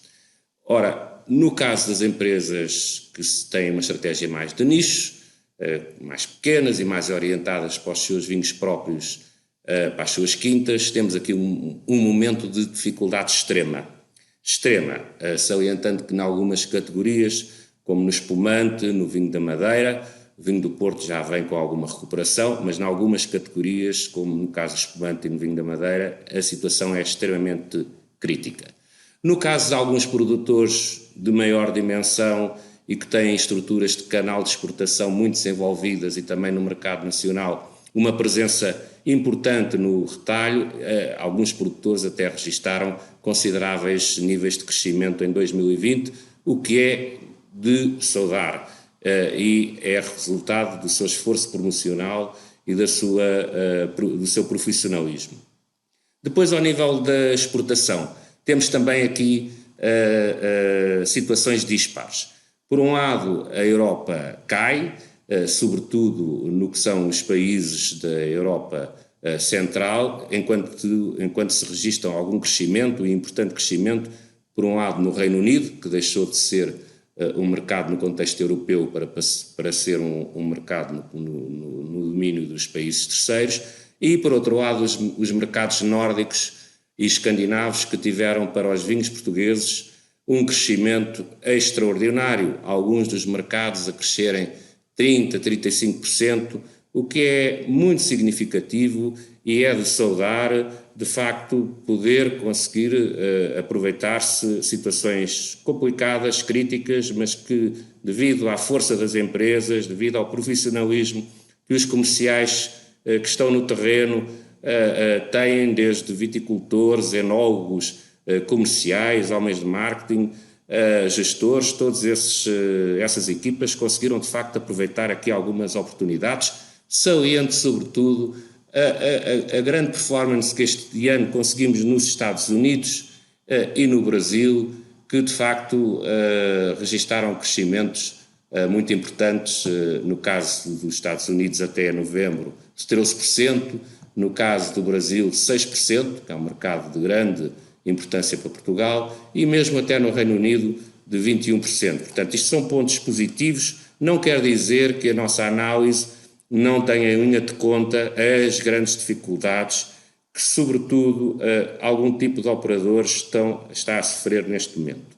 E, portanto, face a essas dificuldades, o Sr. Secretário de Estado já divulgou e falou amplamente do que são as medidas que o IVV tem implementado durante o ano 2020. Eu chamo a atenção que, de facto, para além de, em 2020, termos aumentado a dotação do VITIS de 50 milhões para 73 milhões de dotação orçamental, para além disso, foi o ano, em 2020, em que mais investimento na promoção foi diretamente paga aos agentes, portanto, mais de 11 milhões de euros, há 5 anos que valores desta ordem não eram atingidos, e, portanto, o Ministério da Agricultura, o IVV e o IFAP estão completamente empenhados em usar todos os instrumentos que estão ao seu alcance e a solicitar aqueles que não estão no Fórum Europeu, onde agora desempenhamos um papel importantíssimo ao nível da Presidência. Portanto, também solicitar mais instrumentos para conseguir apoiar os produtores, os viticultores, os enólogos, nesta difícil época que estamos todos a atravessar. O que é que eu penso que é importante chamar aqui um pouco a atenção, que não devemos perder de vista neste momento? É nestas alturas, nas alturas de tormenta, eu aqui recordo os nossos navegadores que tantas vezes partiram para o mar sem saber sequer se vinham de volta para as suas famílias, se iam encontrar a fortuna ou a desgraça, e nestas alturas, portanto, nós temos que ter sempre, pelo menos aqui, alguns critérios e alguns fundamentos. Na altura navegava-se à vista, não o digo que o façamos agora, mas não devemos perder aqui algum foco que tínhamos tido até esta pandemia começar, entre os quais, muito importante, que eu considero, manter o valor que criámos para os vinhos portugueses. Sustentar economicamente todas as operações, quer dizer, não cair na tentação de baixar preços. Isto é muito importante e é por isso que nós, no ano passado, tomámos as medidas de crise do armazenamento, de apoio ao armazenamento e o apoio à destilação de crise. Manter o valor, não baixar os preços. Continuar, por outro lado, a manter a aposta na qualidade e não ceder à tentação de, no fundo, começar a desenvolver mais vinhos de entrada de gama baixa, que é aquele segmento que neste momento, devido à crise, tem mais crescido.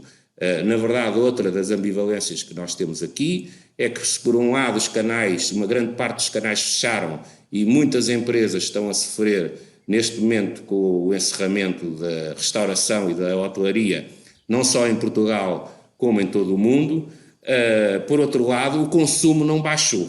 O consumo não baixou, até eventualmente, na maior parte dos segmentos sociais, o consumo até terá elevado em volume. As pessoas não deixaram de beber, bebem de outra forma e, sobretudo, vinhos de um nível de preços mais baixos. E, portanto, é muito importante que não baixamos aqui a guarda no que é a nossa aposta na qualidade e na diferenciação. Por outro lado, não deixar de apostar na área da promoção e, sobretudo, ter em linha de conta que o futuro, desde a viticultura, desde a enologia até à promoção, o futuro é tecnológico. Eu gostei muito de ouvir a apresentação do Tiago, sou também, acompanho atentamente tudo o que se passa ao nível dos vinhos naturais. Isso não invalida que descobrir a autenticidade, e para a defender, que não usemos a tecnologia e a capacidade de digitalização que hoje temos presentes. Vimos também uma apresentação extraordinária do Sr. Professor José Moutinho Pereira, também saúdo a Sra. Professora Cecília Rego, e relativamente às questões problemáticas das ações climáticas, a questão da digitalização é fundamental e termos em linha de conta que hoje em dia temos instrumentos tecnológicos que nos ajudam em muito a adaptar as condições em que desenvolvemos a viticultura, a enologia e a comercialização dos vinhos ao que são neste momento todas as contingências das alterações climáticas. E, portanto, apostar na área da promoção, tendo em conta a digitalização, é algo que o IVV também se tem preocupado imenso. Para vos dar uma ideia, nos últimos 2 anos o IVV conseguiu digitalizar e informatizar cerca de 75% das suas medidas de apoio. Neste momento estão a decorrer 2 concursos, como salientou o seu secretário de Estado, o concurso VITIS e o concurso da promoção, com uma plataforma completamente eletrónica, e chegaremos ao nível de todas as medidas serem digitalizadas a 100%. Para além disso, este concurso da promoção, ainda assim, abriu mais a possibilidade de financiarmos investimentos às empresas, aos operadores, a todos os agentes que queiram modernizar, apostar nas suas tecnologias web, na internet, nos seus sites, na sua route to market em termos de online, porque é de facto algo que está na ordem do dia. Finalmente, algo muito importante que já foi salientado aqui pelos seus professores que fizeram as 2 primeiras apresentações, é necessário de facto implementar planos pragmáticos para a adoção de viticultura sustentável, com instrumentos de viticultura de precisão e com a incorporação dessas mesmas tecnologias de que eu falei há pouco. O IVV também está a trabalhar nesse domínio, indo ao encontro do que é a agenda da Terra Futura, desenvolvendo mecanismos para cada vez termos uma maior incorporação de atributos e de benefícios relativamente à economia circular, que é algo que vai estar nos próximos anos completamente no foco de toda a política europeia e nacional em termos agrícolas e no nosso setor. E finalmente, não deixar nunca, e aqui a última apresentação do Tiago é um caso exemplar neste aspecto, não deixar nunca de apostar na diferenciação do produto e na diversificação de mercados. Estou em crer que as denominações de origem vão com certeza acompanhar estes desenvolvimentos, estes constrangimentos que o Tiago falou há pouco, pois são algumas dores de crescimento um pouco naturais, mas que têm que ser com certeza e hão de ser adotadas pelos cadernos de especificações das denominações de origem, que são elaborados pelos Conselhos Gerais de cada Comissão Vitivinícola e que depois o IVV valida em termos nacionais e também em termos da União Europeia. Portanto, eu estou a crer que isto é um movimento que nós vamos continuar a acompanhar e congratulo o Tiago, de facto, pelo fantástico trabalho desenvolvido. Não me quero alongar muito mais. Uma última chamada de atenção que eu considero que é extremamente relevante. De facto, o esforço para criarmos mais sustentabilidade no setor, seja ao nível económico, defendendo o valor que até agora criámos, seja ao nível das práticas de viticultura, que se têm que adaptar às enormes exigências que os próximos anos, em termos de adaptação às mudanças climáticas, vão nos criar, é uma área fundamental. E eu lanço aqui, de facto, um apelo a toda a comunidade académica, que eu penso que está atenta a este tipo de iniciativas, que de facto cerrem fileiras e que criem aqui, de facto, algumas linhas e vetores que sejam nacionais e abrangentes, para que possamos todos em conjunto, com as empresas, com os operadores, criar de facto aqui uma sustentabilidade a nível nacional. Mais uma vez, sobretudo relativamente aos premiados desta edição, eu quero agradecer não só a iniciativa, mas a vossa participação com vinhos de extraordinária qualidade, que têm de facto marcado uma presença fantástica, com uma performance absolutamente incrível, nomeadamente este ano, ao nível da exportação. Como o Sr. Secretário de Estado, Engenheiro Rui Martins, salientou, isso deve-se, em primeiro lugar, à qualidade dos nossos vinhos e ao trabalho excelente que todos os nossos operadores, desde os viticultores, agricultores, enólogos e toda a cadeia ajusante, têm feito para, de facto, continuarmos a manter o setor do vinho como um dos mais importantes no panorama da agricultura nacional. Muito obrigado. Parabéns pela iniciativa, até breve. Mas olha, agradeço, isto foi realmente muito importante, a sua intervenção, até porque eu tenho um tema que vou agora abordar um pouco sobre a exportação dos vinhos para o mercado brasileiro. Como o Bernardo Gouveia sabe, eu fiquei mais de 10 anos naquele país a divulgar vinhos portugueses, a fazer aumentar a venda dos vinhos portugueses. E o senhor falou aqui em coisas muito importantes que eu iria falar, que é como divulgar os nossos vinhos e como fazer com que eles aumentem as vendas num mercado tão difícil e tão grande como é o mercado do Brasil, e que é tão importante para nós. O senhor falou em coisas muito importantes, como não baixar os preços, como manter o foco na qualidade.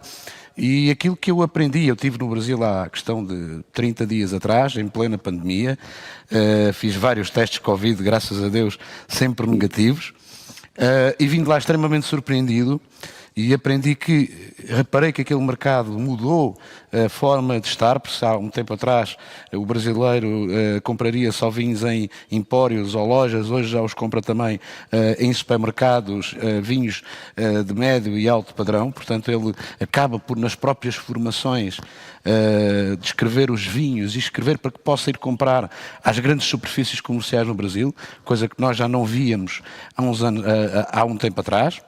Naturalmente que a questão do preço que o senhor falou também é notória, portanto já não se vendem os vinhos de 1000 euros, de 500 euros, mas naturalmente Portugal tem também vinhos a um preço de qualidade muito bom. Essa é uma grande vantagem que nós temos preço, temos qualidade e temos produtos que satisfazem aquilo que o Brasil necessita, mas eu acho que é uma coisa que foca o sucesso dos vinhos portugueses no mercado brasileiro e não só.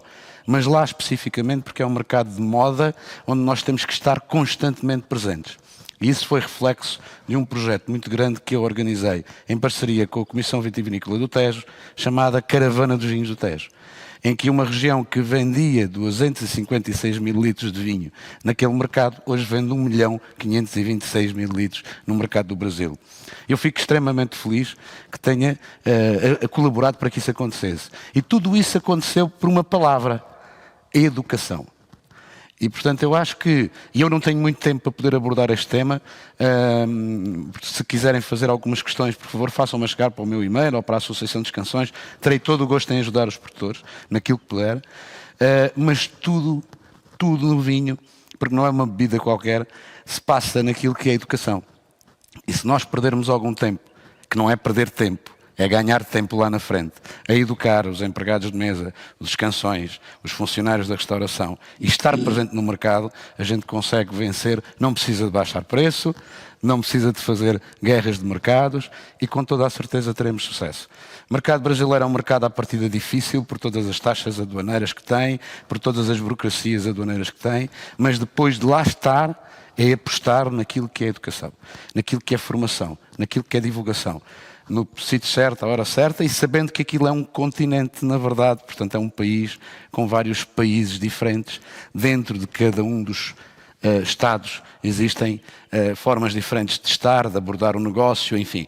Mas tudo isso se consegue muitas vezes com empresas que estão lá, que podem ajudar os produtores a ter um outro sucesso nas suas vendas. Eu convidava agora para participar também connosco os outros 4 oradores, e para que a gente possa lançar aqui algumas perguntas que os participantes nos enviaram. Naturalmente que nós não vamos colocar todas as perguntas que aqui se colocaram, vamos escolher algumas, as mais diretas possíveis, porque não temos todo o tempo para poder desenvolver os temas, mas eu estou em crer que os interessados, caso queiram, de enviar algumas questões diretamente para os participantes, ou até para o Crédito Agrícola, que com toda a certeza lhe farão chegar as respostas. Até porque estamos quase à beira da entrega de prémios. Eu estou quase a chamar a nossa querida e magnífica Silvia Alberto, que nos vai fazer essa divulgação. Ansiosos, não é?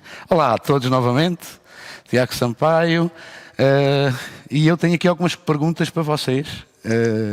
Eu peço que tentem ser o mais breve possível. Antes de mais, agradecer mais uma vez a participação de todos, o desenvolvimento dos temas. Eu tenho aqui uma questão para a Cecília Rego, que a Ana Zarricueta pergunta a seguinte questão para a senhora. É necessário fazer a proteção das feridas de poda numa vinha velha com mais de 20 anos? Depende do estado em que estiver essa vinha. Se estamos a falar de uma vinha velha com muitas plantas doentes, é uma questão de se ponderar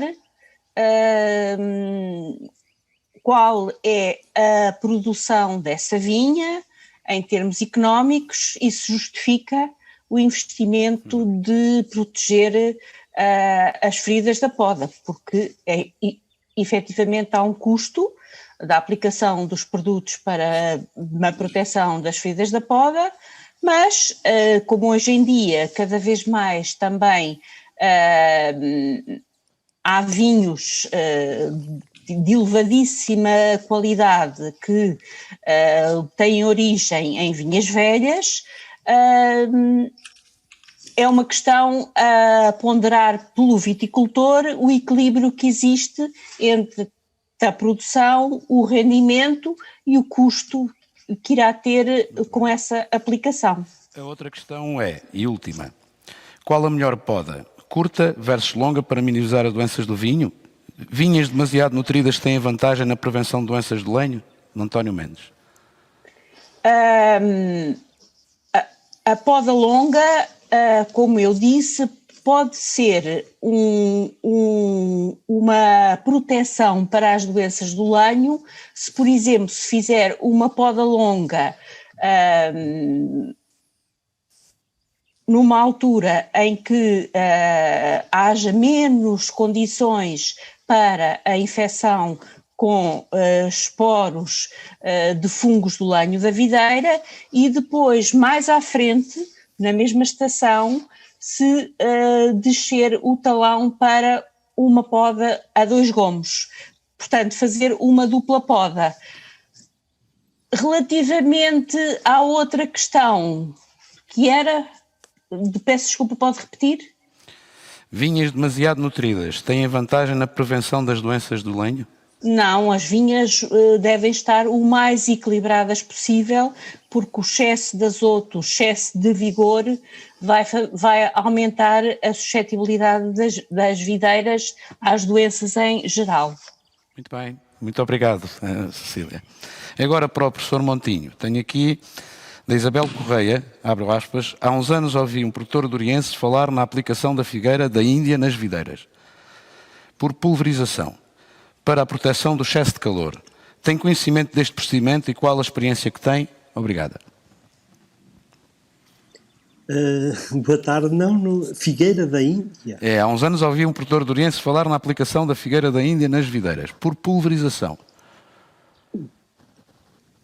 Figueira da Índia? É. Desconheço. Temos aqui uma outra que é, em termos de qualidade na uva, pH, acidez, álcool, como é que pode afetar a mudança climática, nomeadamente a concentração de CO2 na atmosfera? Pronto, todos os estudos apontam, e essa é uma das principais motivações dos nossos trabalhos, o aumento da temperatura, principalmente no período da maturação, e de modo especial noites cada vez mais quentes, portanto, tudo isso tem um impacto muito grande no equilíbrio entre a síntese de açúcares e a degradação dos ácidos e a síntese de compostos fenólicos. Portanto, um clima mais quente e seco, principalmente já na parte final da maturação, tende a dar vinhos completamente desequilibrados, portanto, vinhos com muito álcool e baixa acidez e perda de compostos fenólicos. Isso depois, aí o Tiago melhor poderá falar sobre isso, implica que o enólogo tenha que corrigir a acidez adicionando ácido tartárico. Em termos de estabilidade dos vinhos também vai causar problemas muito grandes. O objetivo é, por exemplo, no caso das castas, muitos estudos apontam para, num cenário destes, recorrer a castas de maturação mais tardia, de modo a que as uvas amadureçam já durante no outono, já venham a amadurecer quando as condições já estiverem um bocadinho mais frescas. Muito bem. Portanto, isto no fundo, o setembro de antigamente passa para outubro, o outubro passa para novembro. Portanto, muito bem. Será esse o objetivo. Muito bem. Não sei se o Tiago... Eu recebi a indicação que nós temos que dar aqui seguimento à nossa entrega de prémios, de maneira que penso que algumas das questões aqui serão respondidas diretamente, são feitas diretamente para os participantes. Eu peço então à nossa querida Silvia Alberto que se junte a nós. Enquanto ela se junta a nós, eu agradeço mais uma vez ao júri, à imprensa, ao Crédito Agrícola, aos participantes e, acima de tudo, aos produtores que têm esta força de estar presentes e de lutar e de mandar os melhores vinhos. Muito obrigado. Muito obrigado. Obrigada a nós, José Carlos Santanita. Gostei muito de vê-lo nesta função. Estou a gostar deste de moderação. Isto é um espetáculo. Deste debate tão proveitoso, tão profícuo. Obrigada a todos os oradores que nos acompanharam e podemos dar seguimento, quiçá, na próxima edição do concurso, porque estes 7 anos temos que bisá-los, não é? É verdade. Celebrar com muito vinho. Exatamente. E com tantos que foram premiados e tão bem premiados este ano, podemos eleger alguns para essa celebração. Sem dúvida. Muito obrigada. Obrigada a nós, Sr. José Carlos Santanita, que esteve connosco a moderar este webinar a propósito, então, do futuro e das perspectivas do futuro e dos desafios que o setor enfrenta com alguns dos melhores oradores nesta tarde. Muito obrigada, então. Desde já, nós estamos prestes a encerrar este webinar. Já de seguida, revelamos os vencedores da 7ª edição do curso de vinhos do Crédito Agrícola. Agora connosco o Sr. Engenheiro Licínio Pina, que tenho muito gosto em rever. Olá, muito boa tarde, Sr. Engenheiro Licínio Pina. Seja bem-vindo a esta nossa sessão virtual. Muito obrigado. Boa tarde a todos. O meu agradecimento especial a todos os produtores que se juntam a nós já no 7º ano consecutivo neste concurso do vinho. Nós quisemos este ano trazer também a vinha a este concurso e produzimos este webinar. Antes de mais, agradecer ao Sr. Secretário de Estado da Agricultura ter estado presente aqui connosco para dar início a esta sessão de webinar. Agradecer também ao José Carlos Santanita da Associação das Canções de Portugal com a moderação que efetuou de forma tão perfeita e agradecer também porque as Canções de Portugal a Associação das Canções de Portugal são os nossos parceiros neste evento que já vai na sua 7ª edição.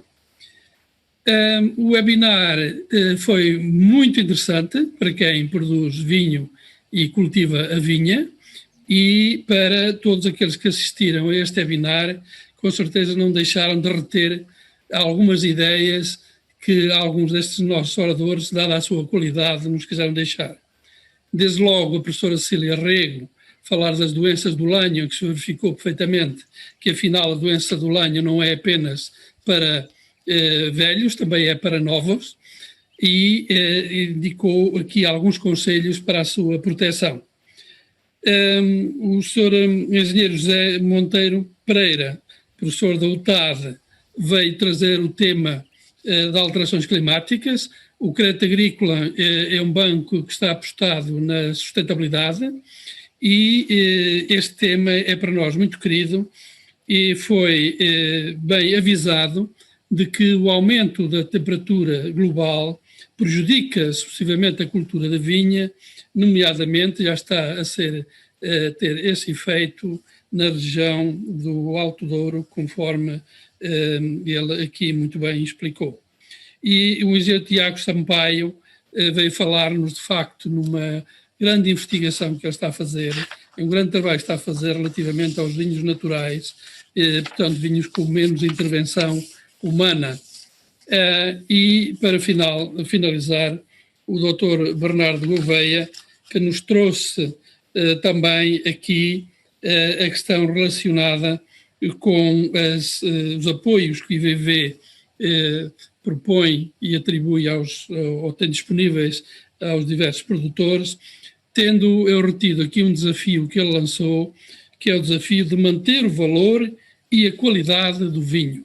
E, portanto, preocupar-nos com estas duas vertentes, manter o valor e a qualidade nos nossos produtos.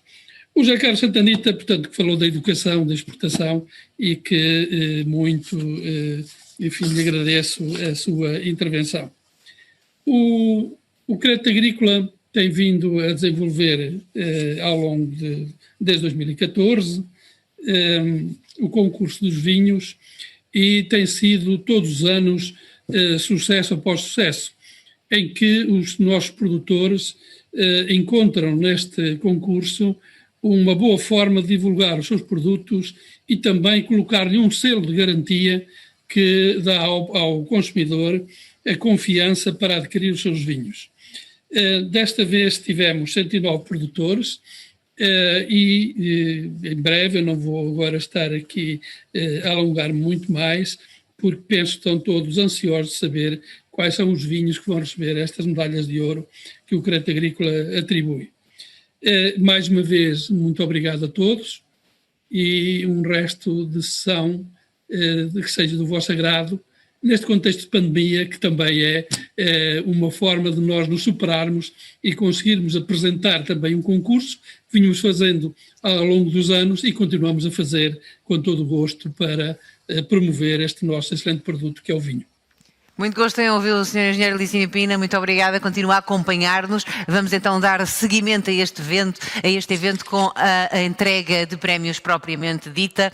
De resto, há 7 anos que o Crédito Agrícola destaca os melhores, alguns dos melhores vinhos portugueses. Esta edição também primou pela qualidade e gostamos de acreditar que ano após ano vamos conquistando cada vez mais credibilidade, e o selo do Crédito Agrícola, este selo de qualidade, é cada vez mais importante para os produtores nacionais, como se bem vê pelo número de inscrições que vão crescendo ano após ano também. O concurso de vinhos do Crédito Agrícola é reconhecido, como sabem, pelo Instituto de Vinha e do Vinho. Temos muito orgulho nesta competição, é fruto do investimento constante, da qualidade dos vinhos candidatos, e prova disso são então estes 7 anos que marcam o nosso concurso de vinhos.